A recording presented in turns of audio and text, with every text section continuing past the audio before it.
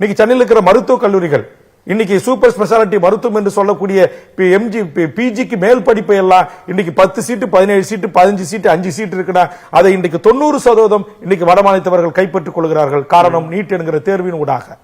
அப்ப இந்த மண்ணின் மனிதர்களாக இருக்கிற தமிழர்கள், இந்த மண்ணின் பூர்வீக குடிகள் இன்னைக்கு கல்வி உரிமை மறுக்கப்பட்டவர்களாக, வேலைவாய்ப்பு உரிமை மறுக்கப்பட்டவர்களாக, இன்னைக்கு மாவட்ட ஆட்சித்தலைவராக, காவல் கண்காணிப்பாளராக, இன்னைக்கு நான் சொன்ன நான் மட்டும் எதிர்த்து போராடி இன்னைக்கு அந்த சட்டத்தை ரத்து செய்யவில்லை என்று சொன்னார். ரத்து செய்யவில்லை, சட்டத்தில் ஒரு மாற்றத்தை நான் கொண்டு வரவில்லை திமுக ஆட்சியின் ஊடாக என்று சொன்னால் இன்னும் 15 ஆண்டுகளில் தமிழ்நாட்டின் பிஓவிலே தொடங்கி சீஃப் செக்ரட்டரி வரையில் அனைவரும் இன்னைக்கு இந்திய தாய்மொழியாக கொண்ட வடநாட்டுக்காரர்கள் அமர்ந்திருப்பார்கள். இதை குறித்து தமிழ்நாட்டை ஆளுகின்ற அரசியல் கட்சிகளுக்கு கவலை வேண்டுமா வேண்டாமா? ஒரு வேல்முருகன் போராடினால் 64 சுங்கச்சாவடிகளை அகற்றிவிட முடியுமா? ஒரு வேல்முருகன் போராடினால் தமிழ்நாட்டிலே அதிகாரத்தை கைப்பற்றிக் கொள்கிற வட இந்தியர்களுடைய ஆதிக்கத்தை தடுத்து நிறுத்த முடியுமா? எங்கள் ஆட்சி வந்தால் எங்களுக்கு தேராரும் பாலாரும் ஓடும் என்று சொன்ன அது அதிமுக திமுக இது குறித்து கவலை கொள்ள வேண்டும் அல்லவா?